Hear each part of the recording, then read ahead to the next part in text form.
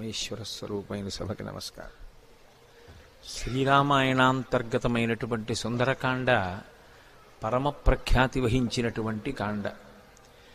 ఎటువంటి ఆపదలు కలిగినప్పటికీ, ఎటువంటి క్లిష్ట సమయం ఏర్పడినప్పటికీ కూడా ఆ పరిస్థితిని అధిగమించాలి అనుకున్న వాళ్ళు పారాయణ చేసేటటువంటి కాండ సుందరకాండ.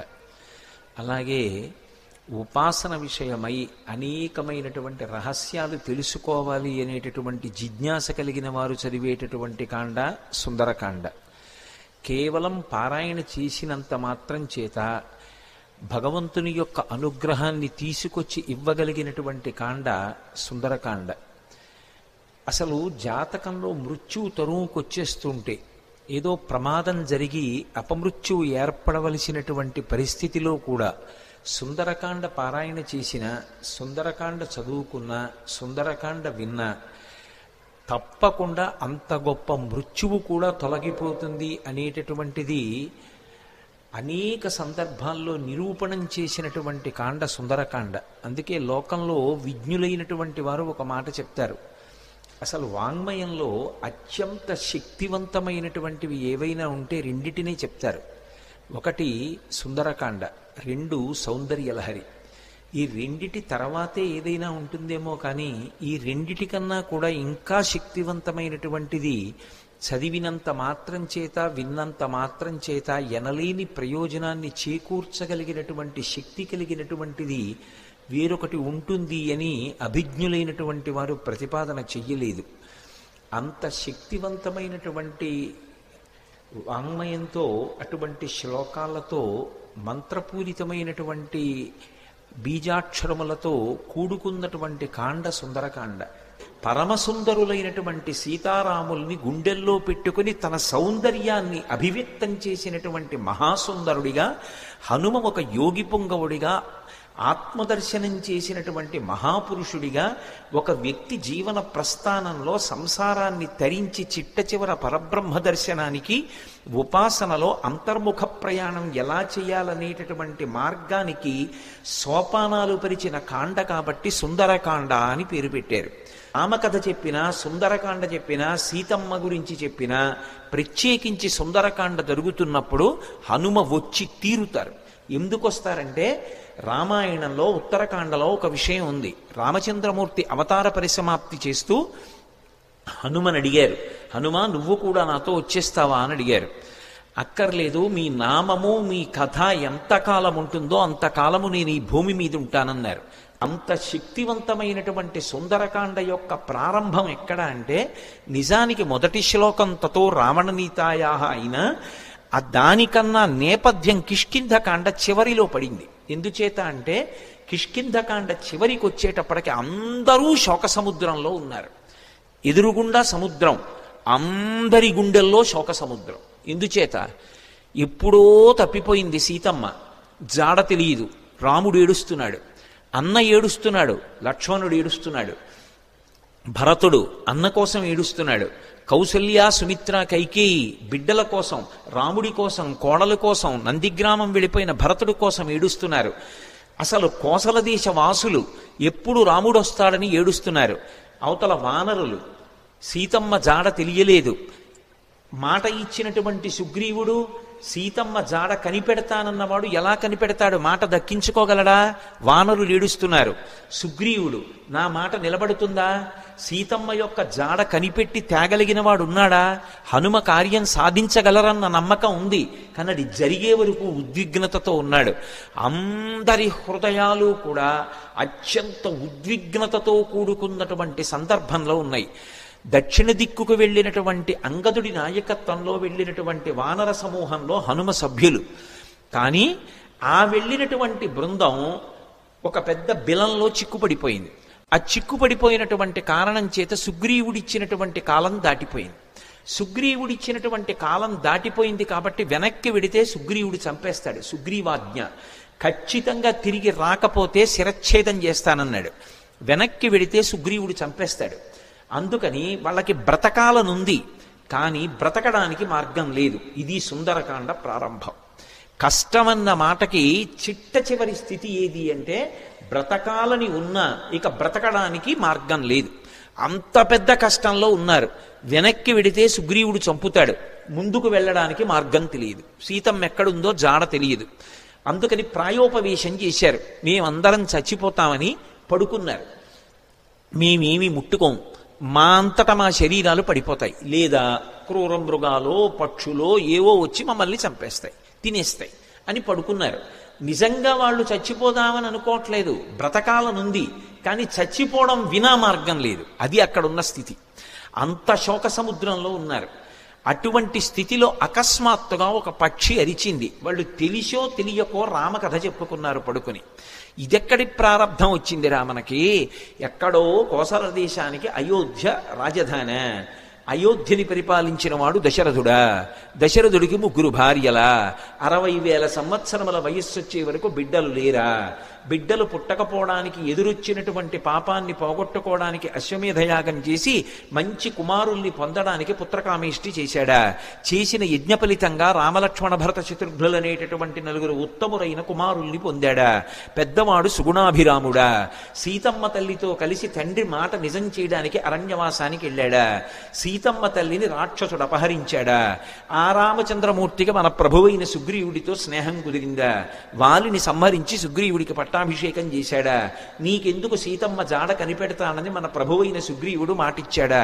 ఇచ్చిన మాట నిలబెట్టుకోవడానికి అన్ని దిక్కులకి వానరుల్ని పంపి మన ప్రారంధం కొద్దీ దక్షిణ దిక్కుకి మనని పంపాడా? మనం ఈ బిలంలో చిక్కుబడిపోయామా? సమయం దాటిపోయిందా? బ్రతకడానికి మార్గం లేక ప్రాయోపవేశం చేసి చచ్చిపోవడానికి సిద్ధపడుతున్నామా? మన కుటుంబాలు ఏమైపోతాయో, మన జాడ తెలియక ఎలా ఏడుస్తారో అని తెలిసో తెలియకో రామకథ చెప్పుకుంటున్నారు. అకస్మాత్తుగా ఓ పెద్ద పక్షి అరిచింది. ఎవడురా నా తమ్ముడైన జటాయువు పేరెత్తినవాడు అంది. వాళ్ళు కథాపరంగా జటాయువు పేరు చెప్పారు. వాళ్ళు చచ్చిపోదామని ఉంది, పక్షి వచ్చింది చంపేస్తుందేమో అన్నారు. అప్పుడు వెళ్ళి అడిగారు, ఎవరు నువ్వు అన్నారు.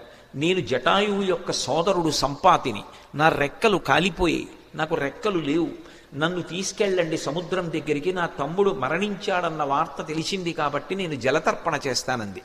జలతర్పణ చేసి మీరు ఎందుకు బాధపడుతున్నారని అడిగింది. సీతమ్మ జాడ తెలియదు అన్నారు. నేను సంపాతిని, నాకు విశేషమైనటువంటి దృష్టి శక్తి, నేను ఇక్కడ కూర్చుని చూస్తున్నాను, అదిగో లంకాపట్టణంలో సీతమ్మ ఉంది, నా మాట నమ్మండి, మీరు బయలుదేరండి, లంకలో అన్వేషించండి, మీకు సీతమ్మ కనపడుతుంది అంది. ఆ మాట సంపాతి చెప్పగానే కాలిపోయిన రెక్కలు మళ్ళీ వచ్చాయి కిష్కింధకాండ చివర్లో. అంటే రామకార్యం మీద వెడుతున్నటువంటి వాళ్ళకి మాట సాయం చేసినంత మాత్రం చేత కాలిపోయిన రెక్కలు మళ్ళీ పుట్టాయి.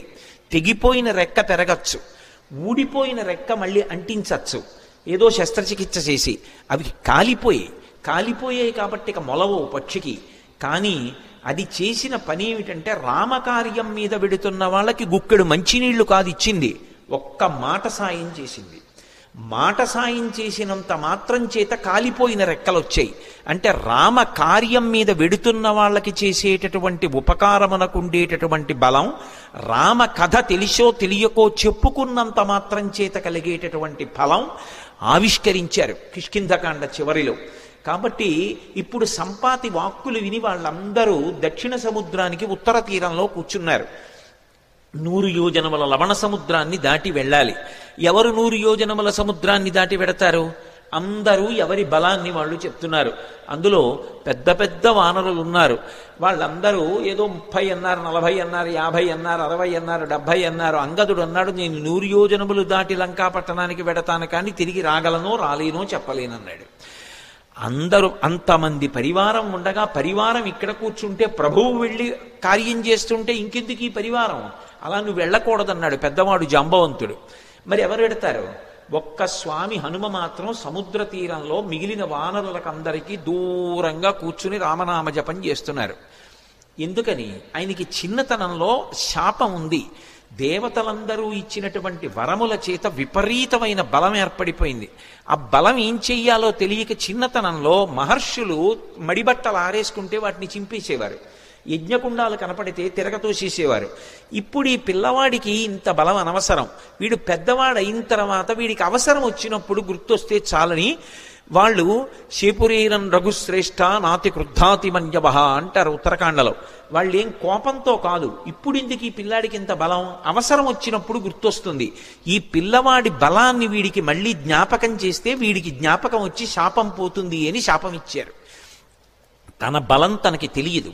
అందుకే వాలి తరువుకొస్తున్నప్పుడు కూడా కిష్కింధకాండలో సుగ్రీవుడు పారిపోతుంటే హనుమ కూడా వెళ్ళిపోయారు తప్ప వాలికి ఎదురు తిరగలేదు.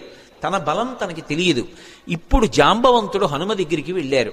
వెళ్ళి, నాయనా హనుమ, వానరజాతి యొక్క పరువు ప్రతిష్టలన్నీ నీ చేతుల మీద ఉన్నాయి, ఇంతటి బలసంపన్నుడవి, ఈ లోకంలో ముగ్గురున్నారు గమనవేగం ఉన్నవారు, అంత వేగంగా వెళ్ళగలిగినటువంటి ప్రాణి నాల్గవది లేదు. మొట్టమొదటి వాడు వాయుదేవుడు నీ తండ్రి, రెండవ వాడు గరుత్మంతుడు, మూడవ వాడు నువ్వు.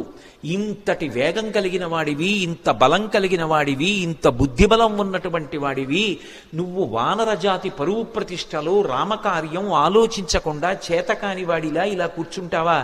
నీ తల్లి పుంజకస్థల, ఆమె అప్సరస, ఒకానొక శాపకారణం చేత ఈ భూమి మీద జన్మించింది. ఈ భూమి మీద జన్మించి నీ తండ్రి అయినటువంటి కేసరికి భార్య అయింది. ఆమెకి వాయుదేవుని యందు ఔరసపుత్రుడిగా జన్మించిన వాడివి. పుట్టగానే అపారమైనటువంటి వేగంతో సూర్యమండలం వైపు ప్రయాణం చేసి ఉదయిస్తున్న సూర్యబింబం తినే ఫలం అనుకుని వెళ్ళావు. ఇంద్రుడు వజ్రం పెట్టి కొడితే హనువులంటే నీ యొక్క దవడ సొట్టబడి కింద పడ్డావు కాబట్టి నీకు హనుమ అని పేరొచ్చింది. ఆ పేరు ఉంచుకోవాలి అని ఇంద్రుడు పరమ సంతోషంతో తన మెడలో ఉన్న పద్మాల మాల పైకెత్తి ఊపి, ఈ పిల్లవాడికి ఇంకొక పేరు ఉండకూడదు, నా వజ్రం చేత పుట్టిన పిల్లవాడిని కొడితే ఎడమ దవడ సొట్టబడింది కాబట్టి ఈ పిల్లవాడికి హనుమ అని పేరుంటుందన్నాడు. దేవతలందరూ తమ శక్తులు ధారపోశారు. నీ అంత శక్తివంతుడు లోకంలో ఇంకొకడు లేడు. ఇంతటి వేగం కలిగిన వాడివి, ఇంత శక్తి కలిగిన వాడివి, నువ్వు ఇలా కూర్చుంటావా? ఒకప్పుడు నాకు కూడా ఎంతో బలం ఉండేది.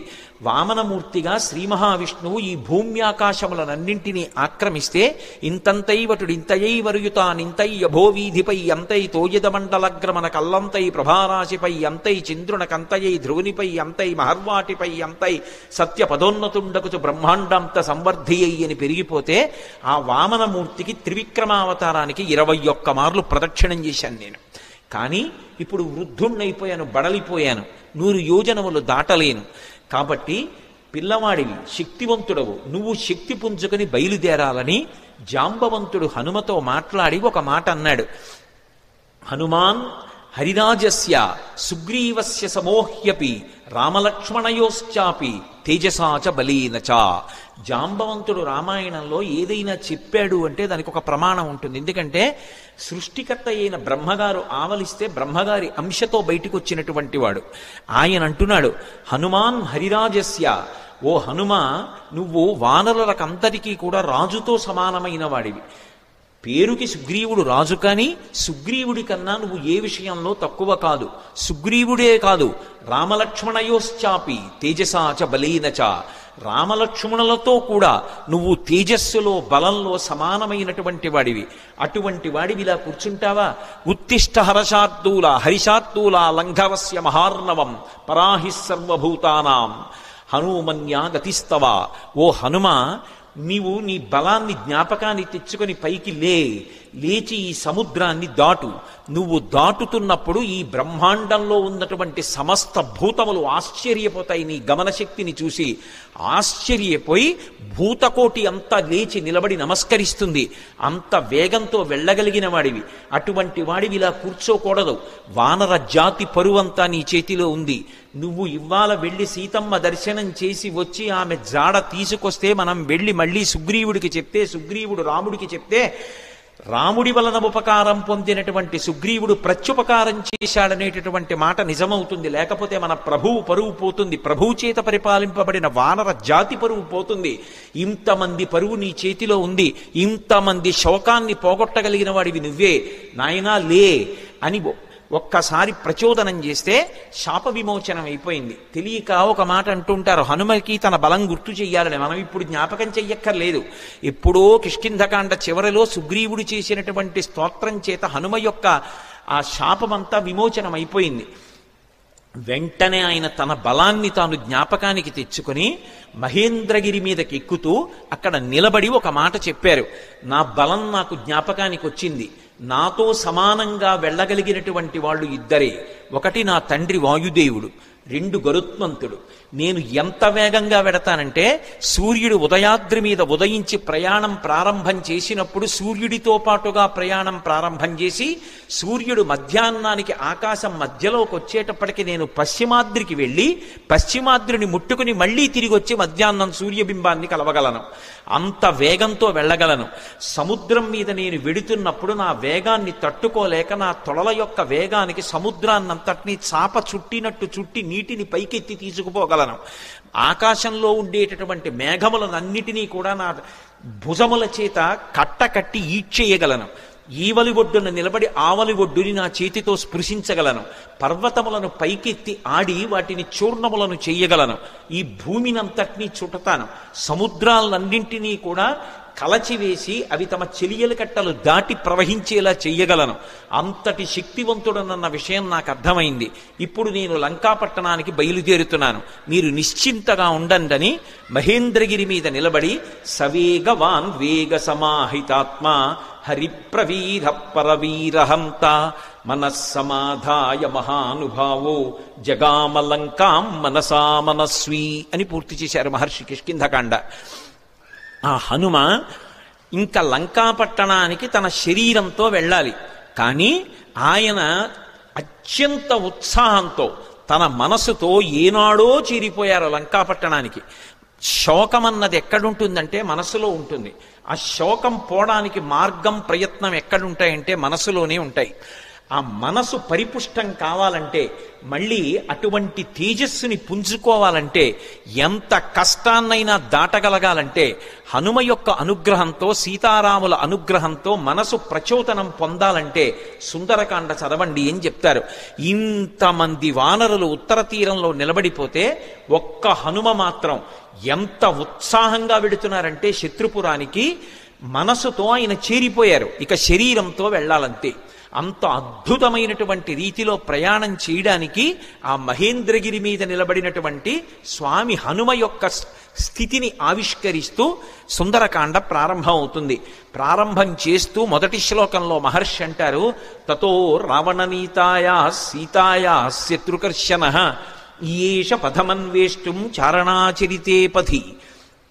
చారణలు ప్రయాణం చేసేటటువంటి మార్గం ఏదుందో ఆ మార్గంలో ప్రయాణం చేసి రావణుడి చేత అపహరింపబడినటువంటి సీతమ్మ జాడ కనిపెట్టడానికి స్వామి హనుమ శత్రుకర్షణుడై సంకల్పమును చేసి ఉన్నారు. ఎవ్వరూ చెయ్యలేనటువంటి సంకల్పం. అవతల దుర్నిరీక్షుడైనటువంటి రాక్షసుడు, అపారమైనటువంటి తపస్సు చేసినవాడు, కాంచనలంకకి అధిపతి, 100 యోజనముల సముద్రాన్ని దాటి వెళ్ళాలి. ఆవలి ఒడ్డున దిగిన దగ్గర నుంచి విచ్చుకత్తులు పట్టుకుని రాక్షసులు నిలబడతారు. ఎవడి తేజస్సు చూసినంత మాత్రం చేత యమధర్మరాజు గారు కూడా కాకిలో దూరి పారిపోయాడో అంతటి మహాతేజస్సంపన్నుడు. తన జీవితం మొత్తం మీద రామచంద్రమూర్తి చేతిలో చనిపోకముందు అతను ఓడిపోయింది ఇద్దరి చేతిలోనే. ఒకటి వాలి చేతిలో ఓడిపోయాడు, 2 కార్తవీర్యార్జునుడి చేతిలో ఓడిపోయాడు. దిక్పాలకుడిని కూడా ఓడించాడు, దేవతల్ని ఓడించాడు, ఇంద్రుణ్ణి ఓడించాడు. అంతటి శక్తివంతుడు, దుర్నిరీక్షుడు, అసలు చూడ్డం కూడా సాధ్యం కాదు.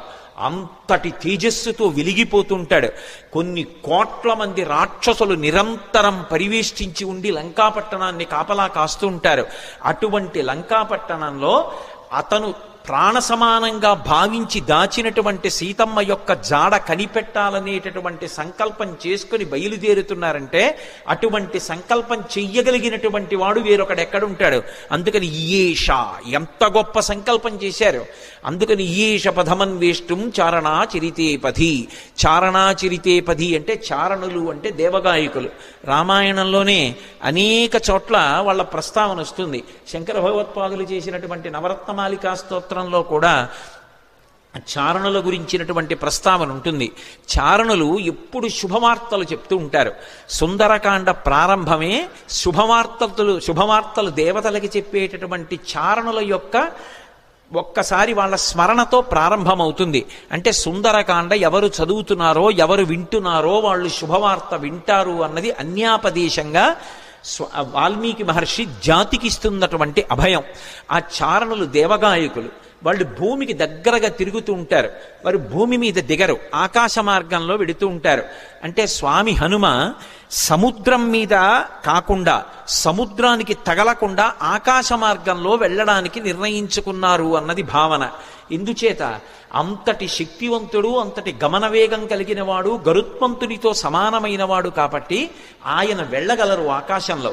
కాబట్టి తతో రావణనీతాయా సీతాయా శత్రుకర్షణ ఈయేష పథమన్వేష్టం చారణా చరితే పథి. అదే శ్లోకం సంసారమనేటటువంటి సముద్రాన్ని తరించడానికి ఎటువంటి ఉపాయములను అనుష్ఠిస్తారో అటువంటి ఉపాయములు హనుమ ద్వారా ఆవిష్కరింపబడిన కాండ కాబట్టి అదే శ్లోకాన్ని వేరొక రకంగా అన్వయం అయినప్పుడు హనుమ వలన మాత్రమే మళ్ళీ అందులో ఇంకొక విషయం ఆవిష్కరింపబడుతుంది. ఆయన చారణా చరితే పది, చారణులు వెళ్ళినటువంటి మార్గంలో వెడుతున్నారు. చరణము అన్న మాట దేనికి అన్వయం అవుతుందంటే ప్రధానంగా వేదంలో ఉండేటటువంటి మంత్రభాగాలు ఉంటాయి. వేదంలో ఉండేటటువంటి మంత్రభాగాలకి సంబంధించినటువంటి విభాగాల్ని చరణములు అని పిలుస్తారు. చారణ చరితేపథి అంటే వేదము చేత చెప్పబడినటువంటి సంప్రదాయబద్ధమైనటువంటి మార్గంలో ప్రయాణం చేసి బ్రహ్మ విద్యాస్వరూపిణి అయినటువంటి సీతమ్మ జాడ తెలుసుకోవడానికి ఒక గొప్ప ఉపాసకుడు ఉపాసన ప్రారంభం చేశాడు. అంతర్ముఖత్వాన్ని, లంక అనబడేటటువంటి ఈ శరీరం లోపలికి వెళ్ళి ఇక్కడే ఉన్నటువంటి సీతమ్మ యొక్క దర్శనానికి వెడుతున్నాడు. అలా వెడుతున్నవాడు మహాసాధకుడు, మహాపురుషుడు. ఆయన తప్ప మిగిలిన వాళ్ళు ఈ కంటితో ఎదురుగుండా ఉన్న వాటిని చూసి ఆనందపడుతుంటే, భోగం అనుభవిస్తుంటే, ఆయన ఈ కన్నులు మూసి వేదము చేత చెప్పబడినటువంటి మంత్రములను ప్రమాణంగా తీసుకుని చారణా చరితేపథి, ఆ వేదము చెప్పిన సంప్రదాయ పద్ధతిలో అంతర్ముఖత్వంతో లోపల ఉన్నటువంటి బ్రహ్మ విద్యాస్వరూపిణి అయినటువంటి జగన్మాత దర్శనానికి బయలుదేరుతున్నారు. ఇది చెప్పడం ఆ శ్లోకానికి ఉన్నటువంటి ఆంతరమైనటువంటి అర్థం. అందులో రావణ అన్న చోట మధ్యలో ఉన్నటువంటి వా గాయత్రీ మహామంత్రంలో ఉన్నటువంటి బీజాక్షరం. అక్కడికి వచ్చేటప్పటికి బీజాక్షరం ప్రతిపాదింపబడింది. గాయత్రీ మంత్రం ఒక్కదానికి ఒక ప్రత్యేకత. 24 అక్షరాలు బీజాక్షరాలే. 24 అక్షరాలకి ఋషులున్నారు, 24 అక్షరాలకి అధిష్టాన దైవాలు ఉన్నారు. ప్రత్యేకించి ఈ వా అన్న అక్షరాన్ని రోజు గాయత్రీ మహామంత్రంలో అంతర్భాగంగా ఎవరు జపం చేస్తారో వాళ్ళకి అజ్ఞానము తొలగిపోతుంది, తొలగిపోయి జ్ఞానము కలుగుతుంది. అంత గొప్పగా అజ్ఞానమును తొలగించగలిగినటువంటి ఒక యోగి స్వరూపయ్యి అటువంటి మార్గాన్ని మనకి ప్రచోదనం చేస్తూ ఉపాసనా రహస్యములను ఆవిష్కృతమయ్యేటటువంటి రీతిలో స్వామి హనుమ లంకాపట్టణానికి బయలుదేరుతున్నారన్నది ఆ శ్లోకంలో సంకేతం. అందుకని తతో రావణనీతాయా సీతాయా శత్రుకర్షణ ఈయేష పథమన్వేష్టం చారణా చరితేపథి. శత్రుకర్షణ, శత్రుకర్షణ అంటే శత్రువులను అణచినవాడు. ఏవి శత్రువులు? కామక్రోధ లోభ మదమోహమాత్సర్యములే శత్రువులు.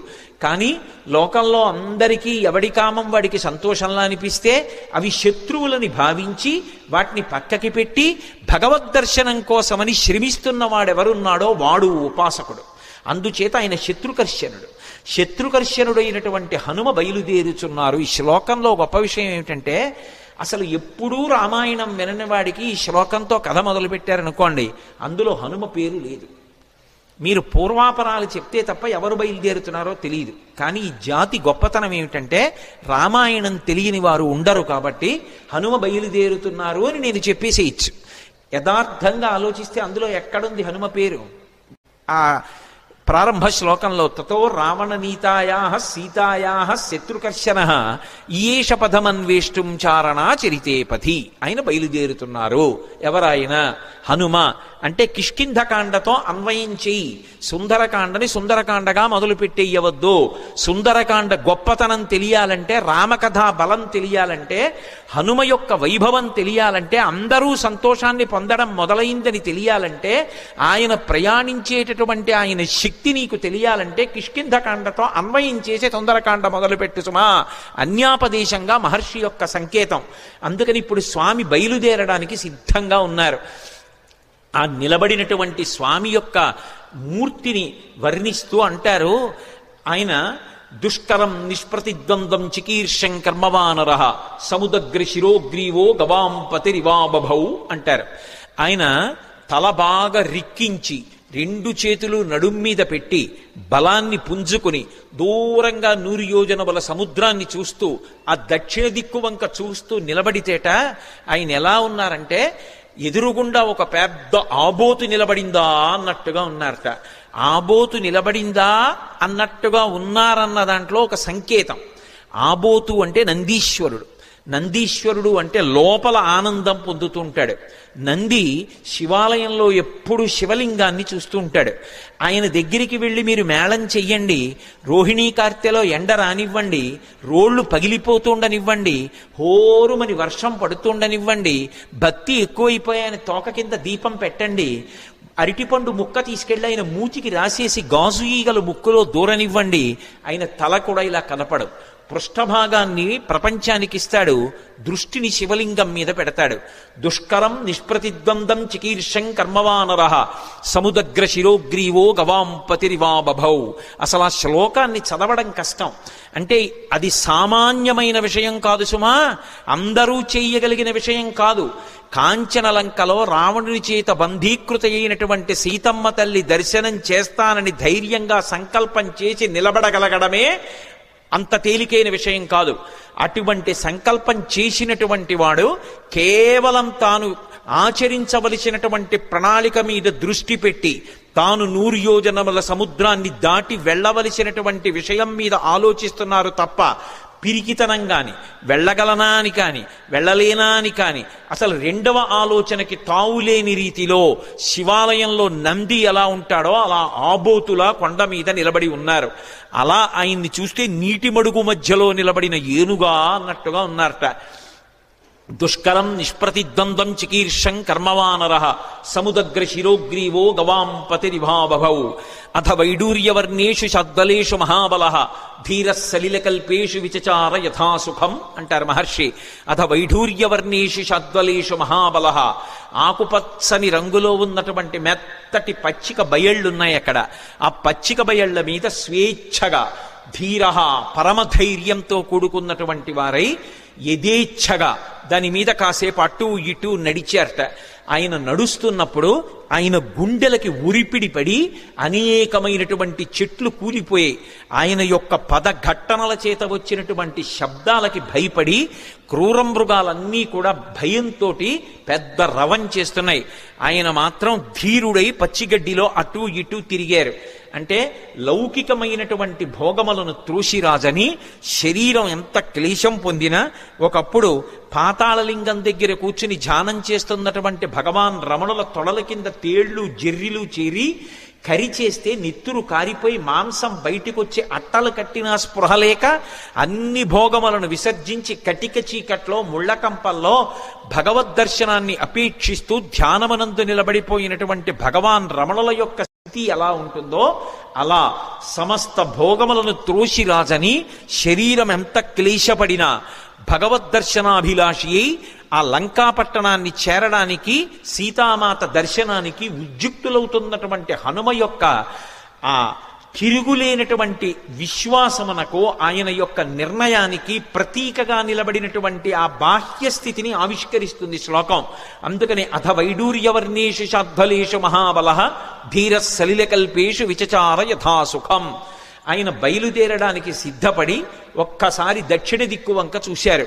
హనుమ సంప్రదాయాన్ని నేర్పుతున్నారు, లేదా రామాయణము వేదోపబృంహణము మనం ఎలా బ్రతుకాలో నేర్పుతుంది. సూర్యాయ సూర్యభగవానుడికి నమస్కారం. వెడుతున్న కార్యం లంకాపట్టణానికి వెళ్ళి సీతమ్మను అన్వేషించాలి. శరీరంలో అవయవాలకి బలం ఉండాలి, అవతల శత్రువుల్ని మర్దించాలి, రావణుడితో మాట్లాడాలి, సీతమ్మ దర్శనం చెయ్యాలి. దీనికి ఇంద్రియములన్నిటికీ కూడా పటుత్వం ఉండాలి. సమస్త ఇంద్రియములకు పటుత్వమునివ్వగలిగినటువంటి మహేంద్రుడికి నమస్కారం. సూర్యాయ మహేంద్రాయ పవనాయ, ఈ శరీరాన్నిచ్చినటువంటి నా తండ్రి వాయుదేవుడికి నమస్కారం. స్వయంభువే, స్వయంభువే అంటే బ్రహ్మగారిని ఒక అర్థం, లేదా రామచంద్రమూర్తికే నమస్కారం చేశారని ఒక అర్థం. స్వయంభువే భూతేభ్యశ్చాంజలిం కృత్వా, సమస్త భూతకోటికి నమస్కరిస్తున్నాను. నేను వెడుతున్న ఈ కార్యం ఇంత గొప్ప కార్యం, దీనికి సమస్త భూతములు నాకు ఉపకరించుగాక. ఎంత వినయంతో బయలుదేరుతున్నారో చూడండి. ఎంత పెద్ద కార్యాన్నైనా ఎవడు సాధిస్తాడంటే, ఎవడు వినయంతో నిలబడగలడో వాడు సాధిస్తాడు తప్ప, ఇంత పెద్ద కార్యం మీద వెడుతున్న వాడిని నేననుకున్నవాడు ఎవడున్నాడో వాడు సాధించలేడు. ఇన్ని కోట్ల మంది వానరులు చెయ్యలేని పని చెయ్యడానికి ఆయన ఒక్కడెడుతున్నాడు. కానీ మీరు చెయ్యలేని దానికి నేను ఎడుతున్నానంట లేదు. ఇంత పెద్ద కార్యానికి నేను వెడుతున్నాను కాబట్టి మీరందరూ నాకు ఉపకారం చెయ్యాలి, మీరు లేని నేను చెయ్యలేను. భూతేభ్యశ్చంజలిం కృత్వా చకార గమనేమతిం. కానీ వెడుతున్నది దక్షిణ దిక్కుకు వెడుతున్నారు. ఏదైనా శుభకార్యం ప్రారంభం చేస్తూ దక్షిణ దిక్కుకి తిరిగి నమస్కారం చెయ్యకూడదు. ఒక్క సంధ్యావందనంలో మాత్రం దిగ్దేవతా నమస్కారం అని చేస్తాం.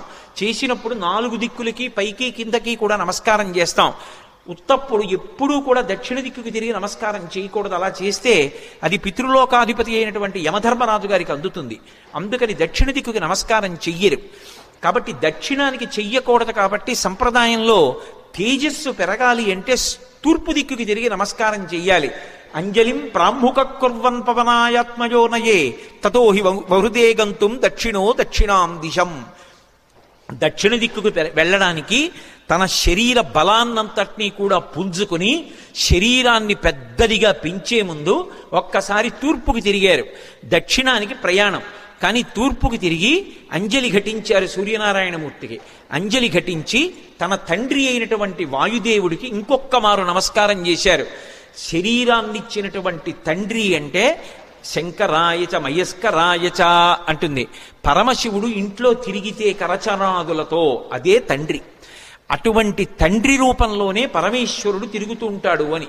అటువంటి తండ్రికి వేరొక్క పర్యాయం నమస్కారం చేశారు. అంజలిం ప్రముఖ కుర్వన్ పవనాయత్మయోనయే తతో హి వవృతే గంతుం దక్షిణో దక్షిణాం దిశం. ఇప్పుడు ఇక బయలుదేరాలి. పెద్ద శరీరాన్ని పర్వతంలా పెంచారు. పెంచి ఇక బయలుదేరడానికి సిద్ధపడుతూ సచచాలాచలశ్చాపి ముహూర్తం కపిపీడిత తరూణాం పుష్పితాగ్రాణాం సర్వం పుష్పమశాతయత్ గిరిణా పీడ్యమానేనా పీడ్యమానాని సర్వశః గుహావిష్టాని భూతాని వినేదుర్వికృతైశ్వరైః తాస్తథా సవిషైర్దష్టా కుపితైస్తైర్మహాశిలాః జజ్జ్వల పావకో దీప్తా బిబిదుశ్చ సహస్రధా యాని ఔషధజాలాని తస్మిన్ జాతాని పర్వతే విషఘ్నాన్యపి నాగానాం నశేకుష్యమితుం విషం అన్నారు మహర్షి. ఎంత అద్భుతంగా వర్ణించారో. పర్వతాకారుడై నిలబడి ఆ మహేంద్ర పర్వతాన్ని తన 2 పాదముల చేత గట్టిగా పీడించారు. ఆ తొక్కి పట్టేటప్పటికి గుహలన్నీ కూడా మూసుకుపోయాయి. ఆ మూసుకుపోయే ముందు ఆ పర్వతం కదిలింది. కదిలి చెట్లకున్నటువంటి పువ్వులన్నీ రాలిపోయాయి. ఆ రాలిపోయినటువంటి పువ్వులన్నీ ఆయన ఒంటి మీద మహేంద్రగిరి మీద పడ్డాయి. ఇది మహేంద్రగిరి పుష్పాల కొండ అనిపించింది. ఆయన ఒళ్ళంతా పువ్వులు. ఇంకొంచెం నొక్కారు. గుహావిష్టాని భూతాని వినేదుర్వికృతైశ్వరైః. అందులో పెద్ద పులులు, సింహాలు, రకరకాలైన క్రూర జంతువులు ఉన్నాయి. ఆ గుహల్లో పడుకున్నాయి. ఎప్పుడైతే గుహ నొక్కుకుపోతోందో అవి బయటికి పారిపోదామని లేచి బయటికి వస్తున్నాయి. నడుందాకా బయటికి వచ్చేటప్పటికి గుహ నొక్కుకుపోయింది. సగం శరీరం లోపలుండిపోయింది, సగం శరీరం బయట ఉండిపోయింది. అప్పటి వరకు ప్రశాంతంగా ఉన్నటువంటి మహేంద్రగిరి ఒక్కసారి క్రూర మృగాల యొక్క పెద్ద పెద్ద అరుపులతో కొండంతా నిండిపోయింది. ఉత్తర క్షణం ఆశ్చర్యపోయారు. ఏమైంది ఈ కొండకి? ఈ కొండ బద్దలైపోతోందా? ఎవరైనా రాక్షసులు వచ్చి దీన్ని భేదిస్తున్నారా అని. అంత పెద్ద అరుపులతో నిండిపోయింది. ఇంకా గట్టిగా నొక్కారు. నొక్కేటప్పటికీ శాస్తదాస విషైర్దష్టాః కుపితైస్తైర్మహాశిలాః. అందులో పెద్ద పెద్ద నాగుపాములు కలుగుల్లో పడుకునున్నాయి. విషాలతో కూడుకున్నటువంటి సర్పములు. అనేకమైన సర్పములు ఉన్నాయి. ఇందాక గుహలు నొక్కున్నాయి, ఇప్పుడు చిన్న చిన్న కన్నాలు కలుగులు కూడా నొక్కుకుపోతున్నాయి పర్వతం తొక్కేస్తుంటే. ఆ కలుగుల్లో ఉన్నటువంటి పావులన్నీ బయటికి బుస్ అని పైకొచ్చాయి. సగం పైకొచ్చేటప్పటికే ఆ కలుగు నొక్కుకుపోయింది. నడుం దగ్గర నుంచి లోపలకు ఉండిపోయింది, మిగిలింది పైకుండిపోయింది. వాటికి విశేషమైన ఆగ్రహం వచ్చి పడగలు విప్పాయి. ఆ పడగలు విప్పేటప్పటికి నల్లటి స్వస్తికాకారాలు కనపడుతున్నాయి. ఒక్కసారి మహేంద్రగిరి అంతా పావులన్నీ పడగలు విప్పితే స్వస్తికాకారంతో పావుల పడగలు కనపడుతుంటే విచిత్రమైనటువంటి శోభని పొందింది. ఆ పడిపోతున్నప్పుడు బంగారు శిలలు, వెండి శిలలు కిందకి పడిపోతుంటే అవి ఉరుసుకున్నప్పుడు కొండంతా ఎక్కడ చూసినా బంగారు గీతలు, వెండి గీతలు, పచ్చగా తెల్లగా గీతలు పడిపోయింది. ఈ బయటికి వచ్చేసినటువంటి పావులు ఇవన్నీ ఎంతసేపట్లో, నేను వర్ణించినంతసేపు పట్టదు, ఒక్క క్షణకాలంలో బయటికి వచ్చినటువంటి పాములు తమ పడగలు విప్పి ఆ బాధ తట్టుకోలేక పక్కన ఉన్నటువంటి శిలల్ని కాటువేశాయి. వాటి విషం వచ్చి శిలలకి తగిలేటప్పటికీ ఆ శిలల్లోంచి అగ్నిహోత్రం పుట్టి ఒక్క క్షణంలో మహేంద్రగిరి అంతా కూడా అగ్నిహోత్రంలో తగలబడిపోతోంది. అక్కడ అనేకమైనటువంటి ఓషధులు ఉన్నాయి. యాని ఔషధజాలాని తస్మిన్ జాతాని పర్వతే విషఘ్నాన్యపి నాగానాం నశేకుష్యమితుం విషం. ఆ ఓషధులు పాముల యొక్క విషాన్ని పోగొట్టగలవు, కానీ అంత గొప్ప కాట్లు వేస్తే పుట్టినటువంటి విషంలోని అగ్నిహోత్రాన్ని అక్కడ ఉన్నటువంటి పాములు ఏవీ కూడా, అక్కడ ఉన్నటువంటి ఓషధులు ఏవీ కూడా ఆర్పలేకపోయాయి. పొగ్గున మంటలు మండిపోతున్నాయి. ఒక పక్క గుహల్లో సగం శరీరాలు ఉండిపోయాయి.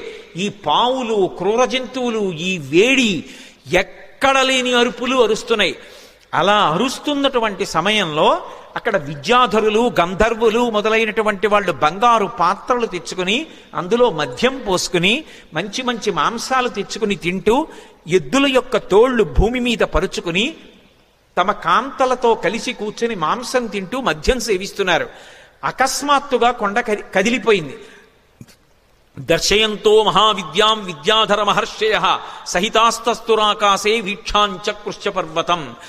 దర్శయంతో మహావిద్యాం అంటారు మహర్షి. విద్యాధరులు, గంధర్వులు తమ యొక్క మహావిద్యని ప్రదర్శించారు. ఏమిటా మహావిద్య అంటే, కొండంతా కదిలిపోయి పావులన్నీ పైకి లేచి క్రూర మృగాలు అరిచి చెట్లన్నీ అకస్మాత్తుగా పువ్వులు కురిసేసి పెద్ద పెద్ద అరుపులు అరిచి అగ్నిహోత్రం పుట్టేసింది. బంగారు పాత్రలు వదిలేశారు, మద్యం వదిలేశారు, ఆహారం వదిలేశారు, ఎద్దుల తోళ్లు వదిలేశారు. భార్యల్ని మాత్రం చంకలో పట్టుకుని అకస్మాత్తుగా ఆకాశంలోకి ఎగిరిపోయి ఆధారం లేకుండా వాళ్ళు ఆకాశంలో నిలబడ్డారు. నిలబడి కాలిపోతున్నటువంటి మహేంద్రగిరిని చూశారు. చూసి ఆశ్చర్యపోయి వీక్షాంచకృష్య పర్వతం, ఏమి ఈ కొండ బద్దలైపోతోందా, ఏమి ఎవరూ కనపట్టలేదు, ఏమైంది ఈ కొండకు, అసలు ఏం జరిగి అకస్మాత్తుగా మహేంద్రగిరి ఇలా అయిపోతోందని తెల్లబోయారు. వాళ్ళలా తెల్లబోతుండగా మహర్షులు, దేవగాయకులైనటువంటి చారణులు మొదలైనటువంటి దేవతల సంఘాలుగా నిలబడి చెప్పుకుంటున్నారు. ఏష పర్వత సంకాచో హనుమాన్ మారుతాత్మజ తితీర్షతి మహావేగ సముద్రం మకరాలయం. మొసళ్లతో కూడుకున్నటువంటి, రాక్షసులతో కూడుకున్నటువంటి 100 యోజనముల లవణ సముద్రాన్ని తాను దాటి వెళ్ళి వానరజాతి పరువు ప్రతిష్టలు నిలబెట్టి సీతమ్మ జాడ తెలుసుకుని రామచంద్రమూర్తికి నివేదించడానికి పర్వత శరీరుడైనటువంటి స్వామి హనుమ పరాక్రమాన్ని పుంజుకుని దీన్ని లంఘించడానికి సిద్ధపడుతున్నారు. ఆశ్చర్యం, ఎవరి కోసం ఇంత కష్టపడుతున్నారు? రామార్థం వానరార్థం చ చికీర్షం కర్మదుష్కరం సముద్రస్య పరంపారం దుష్ప్రాపం ప్రాప్తుమిచ్చతి. రాముడి కోసం, వానరుల కోసం స్వార్థత్యాగం చేసి తాను ఇంత క్లేశపడుతూ ఈ సముద్రాన్ని దాటడానికి అదిగదిగదిగో స్వామి హనుమ బయలుదేరుతున్నారని ఆ విద్యాధరులందరూ లేచి నిలబడి ఆయనకి నమస్కరించి స్తోత్రం చేస్తున్నారు. ఇక బయలుదేరడానికి సిద్ధపడ్డారు. ఒక్కసారి తన బలాన్నంతటినీ పుంజుకున్నారు. ఒంటి మీద ఉన్నటువంటి వెంట్రుకలన్నీ నిక్కపొడుచుకున్నాయి. చెవులు రిక్కించారు. కళ్ళు 2 దృష్టి నిలబెట్టి 100 యోజనముల సముద్రం వైపు చూశారు. సచచాలాచలశ్చాపి ముహూర్తం కపిపీడిత అని దుదివేచ సరోమాణి చకంపే చాచలోపమః బాహూ సంస్తంభయామాస మహాపరిగసన్నిభౌ సపాదచ కపికట్యాం చరణౌ సంచుకోచ. ఆయన వెంటనే ఆ ఒంటి మీద వెంట్రుకలు నిక్కపొడుచుకుని ఉన్నాయి. ఆ తోక ఒక్కసారి ఇలా పైకెత్తారు. గరుత్మంతుడు సముద్రం మీద వెడుతూ పావుని తన్నుకుపోతున్నప్పుడు ఎలా ఉంటుందో అలా ఉన్నటువంటి తోకని ఝుళిపించి నేలకేసి కొట్టారు. కొట్టి ఆ రెండు చేతులు పైకెత్తి ఇలా పరిగలు బిగించినట్టు బిగించారు. మహాపరిగ సన్నిభౌ సపాదచ కపిక్కట్యాం చరణౌ సంచుకోచచ. కాళ్ళు వంచారు, మోకాళ్ళు కొద్దిగా కిందకి ఉంచారు, నడుం సన్నం చేశారు, హృదయాన్ని బాగా విశాలం చేశారు. మార్గమాలోకయన్ దూరాదుర్ధం ప్రణిహితేక్షణ రురోధ హృదయే ప్రాణాన్ ఆకాశమవలోకయన్. ప్రాణవాయువుని లోపల బంధించారు, దృష్టి బాగా నిలబెట్టారు, చెవులు రిక్కించారు. ఇక ఎగరడానికి సిద్ధపడుతున్నారు. పాదములతో తొక్కి పెట్టి ఉంచారు. మోకాళ్ళు వంగి ఉన్నాయి, నడుం సన్నగా ఉంది, తొడలలోకి శక్తినంతటినీ పుంజుకున్నారు. ఇక ఎగరబోతూ కిందకి చూశారు. చిన్న చిన్న రూపాలతో కొన్ని లక్షల వానరములు స్వామికి నమస్కారం చేస్తూ శుభం కలగాలని, వానరజాతి పరువు నిలబడాలని స్తోత్రం చేస్తున్నాయి. వాళ్ళ వంక చూసి ప్రతిజ్ఞ చేశారు. తతో రావణనీ నేను బయలుదేరే ముందు యథా రాఘవ నిర్ముక్త శరశ్వసన విక్రమ గచ్చేతత్గమిష్యామి లంకాం రావణపాలితాం నహి ద్రక్ష్యామి ఇది లంకాయాం జనకాత్మజాం అనేన విహివేగేన గమిష్యామి సురాలయం బద్ధ్వా రాక్షస రాజేన మానయిష్యామి రావణం సర్వదా కృతకార్యోహామీష్వామి సహసీతయా అన్నారు. నేను ఇప్పుడు బయలుదేరి వెళ్ళేటప్పుడు నా శక్తితో వెళ్ళటం లేదు. రామచంద్రమూర్తి తన ఎడమ చేత్తో బంగారు కోదండాన్ని పట్టుకుని అక్షయ బాణతూణీరంలోంచి బాణాన్ని తీసి కుడి చేతితో వింటినారికి సంధించి ఆకర్ణాంతంలాగి విడిచిపెట్టబడినటువంటి రామబాణం మధ్యలో ఆగకుండా వెళ్లి లక్ష్యం మీద ఎలా పడిపోతుందో అలా రామచంద్రమూర్తి యొక్క అనుగ్రహాన్ని పొందినటువంటి నేను లంకాపట్టణం మీద వెళ్లి పడతాను. ఆ పడిన తరువాత సీతమ్మ జాడ కనిపెట్టడానికి అన్వేషిస్తాను. ఒకవేళ నాకు సీతమ్మ జాడ దొరకకపోతే 10 తలలు కలిగినటువంటి రావణాసురుణ్ణి బంధించి తీసుకొచ్చి ప్రస్రవణ పర్వత చక్రముల మీద కూర్చున్న రామచంద్రమూర్తి పాదముల దగ్గర పడేసి వాడి చేత నిజం కక్కిస్తాను. ఒకవేళ రావణుడు కూడా కనపడకపోతే అక్కడి నుంచి స్వర్గలోకానికి వెళ్లి స్వర్గలోకంలో కూడా సీతమ్మను అన్వేషిస్తాను. స్వర్గంలో కూడా సీతమ్మ కనపడకపోతే తిరిగి వచ్చి రావణ యొక్క లంకాపట్టణాన్ని పెళ్లగించి చేత్తో పట్టుకుని తీసుకొచ్చి సుగ్రీవుడి యొక్క సన్నిధానంలో నిలబెడతాను. అటువంటి బలాన్ని పుంజుకుని నేను బయలుదేరుతున్నాను, మీరు బెంగ పెట్టుకోకండి, రామకార్యాన్ని సాధిస్తాను. ఈయేషా ధృతి, ఆ పట్టుదలతో ప్రతిజ్ఞ చేసి ఇక బయలుదేరడానికి సిద్ధపడ్డారు. ఒక్కసారి ఎగిరేటప్పటికి ఊరు వేగోద్ధతా వృక్షా ముహూర్తం కపిమన్వయం ప్రస్థితా దీర్ఘమధ్వానం సబంధుమివ బాంధవాహ. ఆయన ఒక్కసారి సముద్రం మీదకి ఏటవాలుగా తెల్లవారుజాము కాలంలో ఎగిరితే కొన్ని వందల సంవత్సరముల నుంచి ఆ పర్వతం మీద పెరుగుతున్నటువంటి మహావృక్షములు కూడా కూకటి వేళ్లతో సహా పెకలింపబడి ఆయన తొడల వేగానికి ఆయనతో పాటుగా వెళ్ళి కొంత దూరం వెళ్ళిన తరువాత ఇక ఆ వేగంతో వెళ్ళలేక సముద్రంలో పడిపోయాయి. చిన్న చిన్న చెట్లు చాలా దూరం వెళ్ళాయి. ఆ వెళ్ళడం ఎలా ఉందంటే ముఖ్యమైనటువంటి బంధువులు దూర ప్రదేశానికి ప్రయాణం చేస్తుంటే అనుగమించి కొంత దూరం వెళ్ళి వీడ్కోలు పలికి వెనక్కి వస్తున్నటువంటి బంధువుల సమూహమా అన్నట్లుందిట. మహారాజుని అనుగమించి మహారాజు వెంట వెడుతున్నటువంటి సైన్యమా అన్నట్టుగా ఉందిట. ఒక దాంట్లో నిర్బంధం, ఒక దాంట్లో ఐచ్ఛికం. బంధువులు వెళ్ళేటప్పుడు స్వచ్ఛందంగా వెడతారు, సైన్యం వెళ్ళేటప్పుడు రాజుని అనుగమించాలి, రాజాజ్ఞ. ఎలా వెడతారో అలా వెడుతున్నారు. అలా వెళ్ళి ఆ చెట్లన్నీ కూడా బరువైనటువంటి చెట్లు ముందు పడిపోయాయి, తేలికైన చెట్లు చాలా దూరం హనుమతో పాటు వెళ్ళాయి.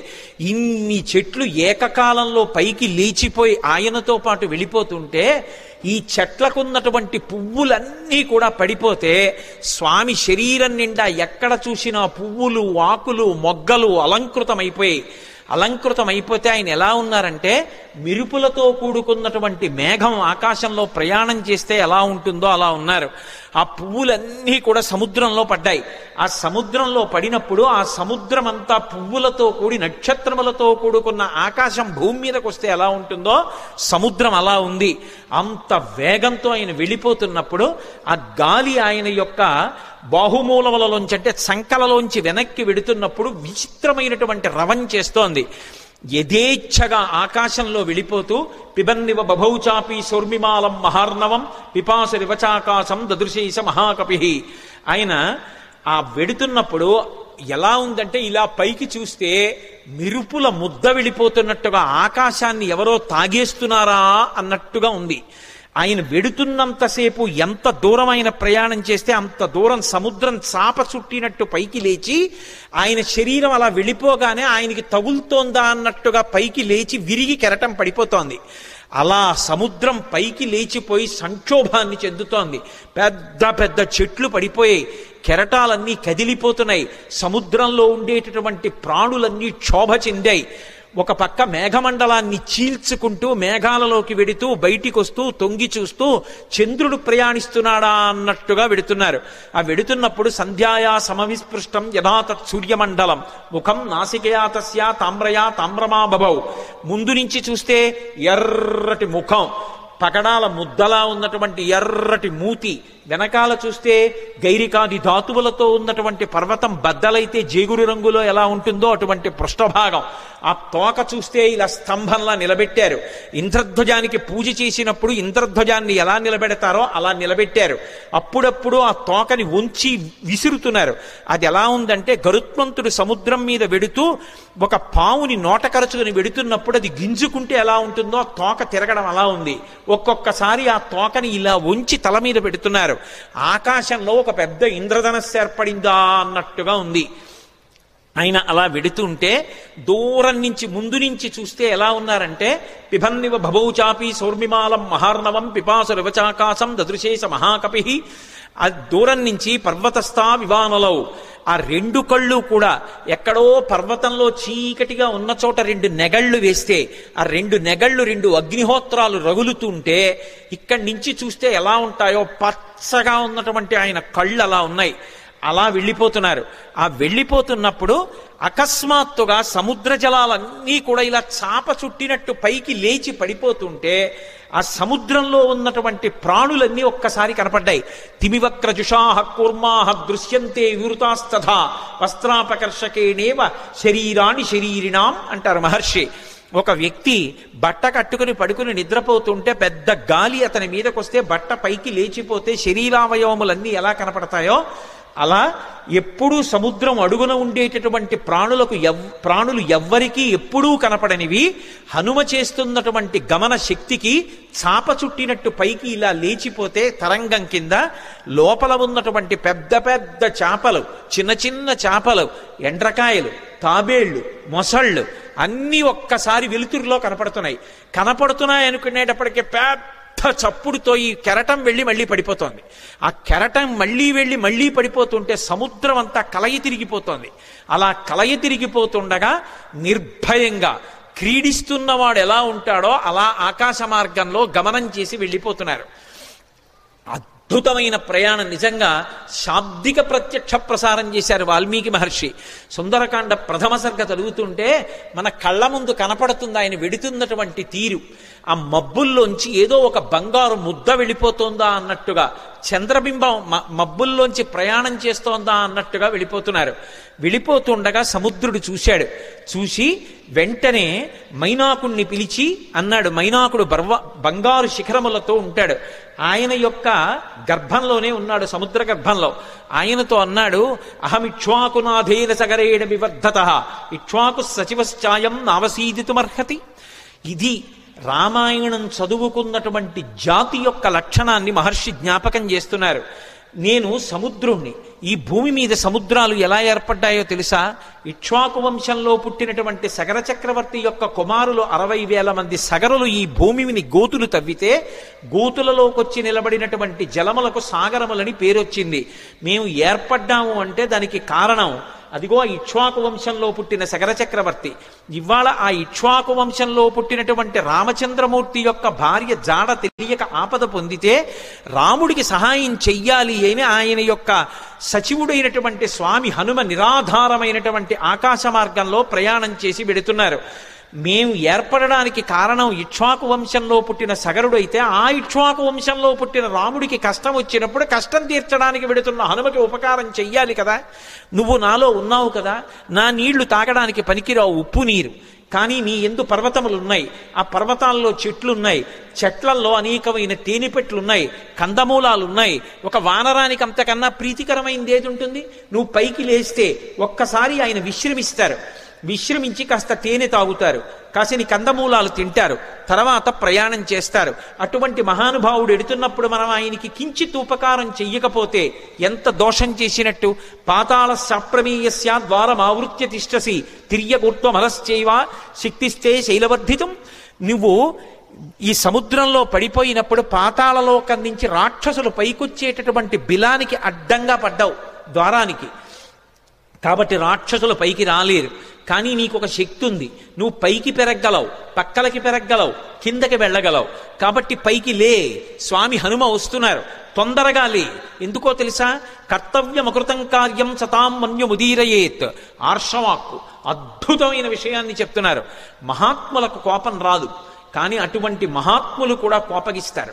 ఎప్పుడు కోపగిస్తారో తెలుసా? చెయ్యవలసిన పని చెయ్యడం కాదు, చెయ్యవలసిన పని చెయ్యవలసిన సమయానికి చెయ్యకపోతే మహాత్ములకు కూడా ఆగ్రహం వస్తుంది. అందుకని ఆయన దాటిపోక ముందు నువ్వు లేవాలి. అయ్యో నాకు తెలిసి లేచేటప్పటికి ఆయన వెళ్ళిపోయారు అనకూడదు, ఆయన రాకముందు లేచి నిలబడాలి. మహాత్ములు వచ్చేటప్పటికి సిద్ధంగా ఉండాలి.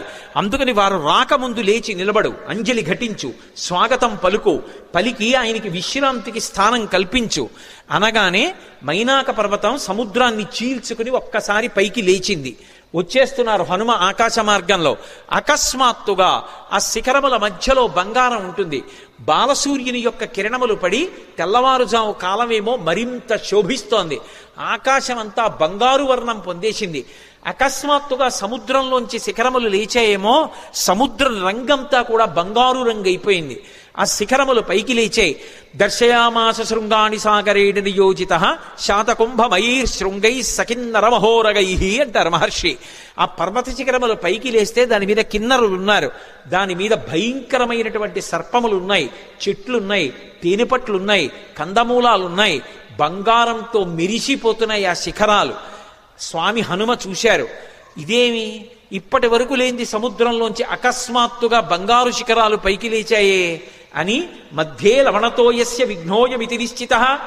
అకస్మాత్తుగా సముద్రంలోంచి బంగారు శిఖరాలు పైకి లేచాయంటే ఇది నేను చేస్తున్నటువంటి పనికి, నేను వెడుతున్న కార్యానికి విఘ్నం, నేను ఆగకూడదు అని వరసాపాతయామాస జీమూతమివ మారుతః తన వక్షస్థలంతో కొట్టారు శిఖరాల్ని. అవి చూర్ణములై పొడి అయిపోయి పడిపోయాయి. సముద్రంలో పడిపోగానే ఒక్కసారి మైనాకుడు పురుష రూపాన్ని దాల్చి నిలబడ్డాడు. అంతరిక్ష స్థిత శ్రీమాన్ ఇదం వచనమబ్రవీత్. ఆకాశంలో నిలబడి స్వామి హనుమతో మాట్లాడుతున్నాడు. మహానుభావ, కృతీచ ప్రతికర్తవ్యం దేశధర్మ సనాతన సోయం తత్ప్రతికారార్థీ తత్వసమ్మానమర్హతి అతిథి కిల పూజార్హ ప్రకృతోపి విజానత. ఈ జాతికి ఒక లక్షణం ఉంది, ఉపకారం చేసిన వాడికి ప్రత్యుపకారం చెయ్యాలి. ఒక ఉపకారాన్ని పొంది తిరిగి ప్రత్యుపకారం చెయ్యకుండా ఉపకారాన్ని మరిచిపోయిన వాడెవరుంటాడో వాడు కృతఘ్నుడు. అటువంటి కృతఘ్నుడికి నిష్కృతి లేదు. కిష్కింధకాండలో కూడా స్వామి లక్ష్మణుడు అంటాడు, బ్రహ్మఘ్నైచ సురాపేచ చోరే భగ్నవ్రతీ తథా నిష్కృతిర్విహితా సిద్ధిః కృతఘ్నో నాస్తి నిష్కృతి. బ్రహ్మహత్య చేసిన వాడికి, దొంగతనం చేసిన వాడికి, సురాపానం చేసిన వాడికి, ఒక వ్రతం చేస్తానని నీళ్లు ముట్టుకుని కూడా వ్రతం చెయ్యకుండా వ్రతభంగం చేసిన వాడికి ప్రాయశ్చిత్తం ఉందేమో కానీ చేసిన ఉపకారాన్ని మరిచిపోయి కృతఘ్నుడై బ్రతికేటటువంటి వాడికి మాత్రం నిష్కృతి లేదంటాడు. కాబట్టి కృతీచ ప్రతికర్తవ్యం దేశధర్మ సనాతన. ఉపకారం చేసిన వాడికి ఉపకారం చెయ్యొద్దు. నేను సముద్రంలో దాక్కున్నాను, దాక్కోవడానికి నాకు అవకాశం ఇచ్చి సముద్రుడు ఉపకారం చేశాడు. అంతేకాదు నీ తండ్రి నాకు ఉపకారం చేశాడు. ఒకానొకప్పుడు పర్వతాలకన్నిటికీ కృతయుగంలో రెక్కలుండేవి. పర్వతములు ఎగిరి వెళ్ళి ఎక్కడ కావాలంటే అక్కడ దిగేవి. అలా దిగుతున్నప్పుడు గ్రామాలకి గ్రామాలు, మునివాటికలు నశించిపోతుండేవి. అందరూ హాహాకారాలు చేస్తే దేవేంద్రుడు తన వజ్రాయుధంతో పర్వతాలకు ఉండేటటువంటి రెక్కలు తరిగేశాడు. అలా తరిగేస్తున్నప్పుడు నా రెక్కలు కూడా తరిగేస్తాడని నేను భయపడి భయంతో రెక్కలు ఉన్నా ఎగరలేక ఉండిపోయాను. అప్పుడు నీ తండ్రి వాయుదేవుడు చూశాడు, మిత్రత్వాన్ని పాటించి అయ్యో రెక్కలున్నా ఎగరలేకపోతున్నాడని నన్ను ఎత్తి ఇంద్రుడికి కనపడకుండా తీసుకొచ్చి సముద్రంలో పడేశాడు. నేను వెళ్ళి రాక్షసుడు పైకొచ్చేటటువంటి బిలమార్గానికి అడ్డుగా పడ్డాను.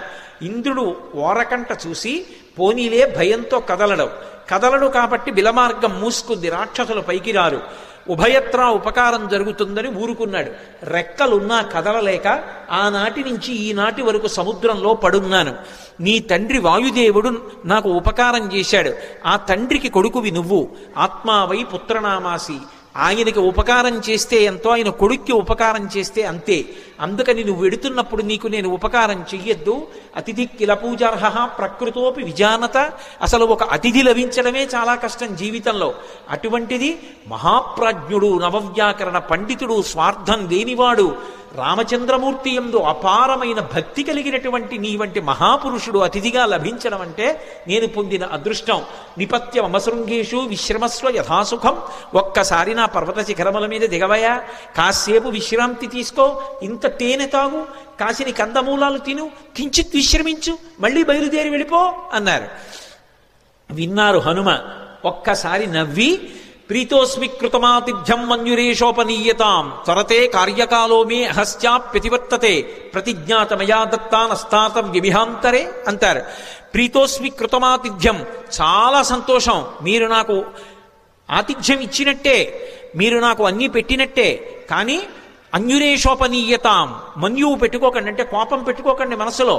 మీరు అన్న మాట నేను పాటించలేదని ఏమనుకోకండి. నేను ప్రతిజ్ఞ చేశాను, రామకార్యం మీద ఎక్కడా ఆగను. రామచంద్రమూర్తి విడిచిపెట్టిన బాణం ఎలా వెడుతుందో అలా వెడతానన్నాను.